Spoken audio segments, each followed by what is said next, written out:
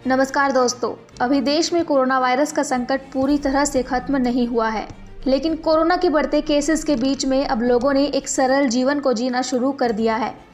दुनिया के कई देश तो ऐसे हैं जिन्होंने कोरोना वायरस के चलते जो पाबंदियां लगाई थी, अब वो हटाना भी शुरू कर दिया है। बता दें कि भारत में पिछले 24 घंटों में 1.49 लाख मामले सामने आए हैं, जो कि एक दिन के पहले के मुकाबले करीब 13% कम है, जबकि 2,46,000 से अधिक कोरोना संक्रमित ठीक भी हुए हैं। राहत की बात ये रही कि पिछले कुछ दिनों से भारत में एक्टिव केस लगातार कम हो रहे हैं। उससे भी बड़ी बात ये रही कि लोगों के ठीक होने की दर 94% के पार हो गई है, जिसने देश के सामने एक उम्मीद की किरण रखी है। वहीं देश भर में मौत के आंकड़ों ने सरकार के टेंशन को बढ़ा रखा था, वो भी अब कम होते दिखाई दे रहे हैं, जिसके चलते बीते 24 घंटों में कोरोना वायरस से 1072 लोगों की मौत हुई है। लिहाजा आपको सतर्क रहना है, क्योंकि आपकी एक गलती भी आप पर भारी पड़ सकती है। ये सब इसलिए क्योंकि आपकी सुरक्षा आपके हाथ में है। आज मैं आपको इस वीडियो में कोरोना से जुड़ी तमाम खबरों को बताने वाली हूँ, लिहाजा वीडियो के एंड तक मेरे साथ बने रहें। तीसरी लहर को लेकर सर्वे में हुआ हैरान करने वाला खुलासा। दोस्तों, भारत में कोविड के ओमिक्रॉन वेरिएंट से शुरू हुई तीसरी लहर के दौरान सबसे ज़्यादा संक्रमित होने वाली आबादी युवा रही है। इस बात का 37 अस्पतालों से मिले डेटा के सर्वेक्षण से पता चला कि 44 साल की उम्र के युवा आबादी कोविड-19 की इस लहर में ज़्यादा संक्रमित हुई है। बता दें कि Indian council of medical research के महानिदेशक बलराम भार्गव ने कहा, कोविड की इस लहर में मरीजों में गले में खराश की समस्या ज़्यादा देखने को मिली। तीसरी लहर में दवाओं का इस्तेमाल हुआ कम।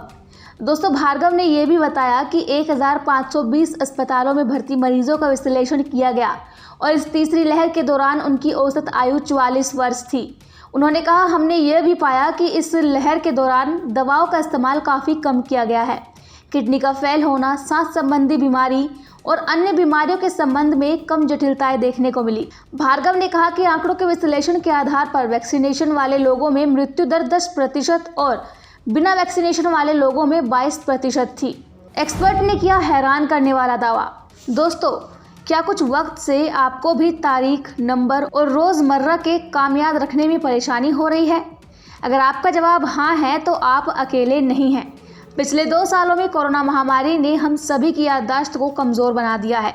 विशेषज्ञों का मानना है कि इसके कारण लोगों में फोकस न कर पाने और ज़रूरी जानकारी भूलने की समस्या बढ़ती जा रही है।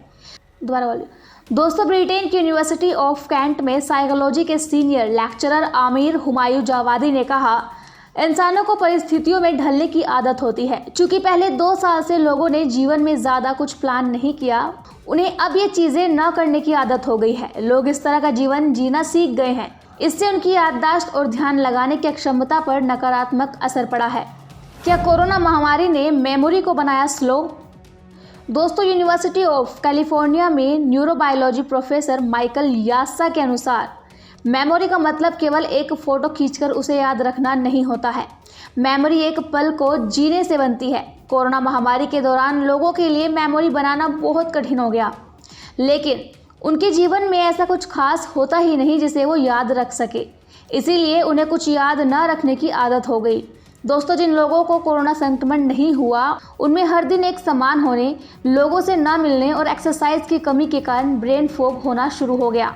ब्रेन फॉग एक ऐसी स्थिति होती है जिसके कारण व्यक्ति के व्यवहार में तेज़ी से बदलाव आता है।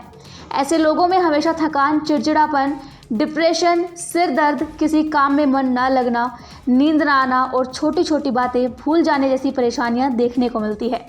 आखिर दिमाग को दुरुस्त कैसे रखें? दोस्तों, चाहे याददाश्त वायरस के कारण कमज़ोर हुई हो या महामारी की चिंता के कारण, अपनी लाइफस्टाइल में बदलाव करने से अपने दिमाग को स्वस्थ रख सकते हैं आप। मेमोरी अच्छी रखने के लिए आप ये 6 टिप्स फॉलो कर सकते हैं। नंबर 1 पर आती है, समय पर नींद पूरी करें।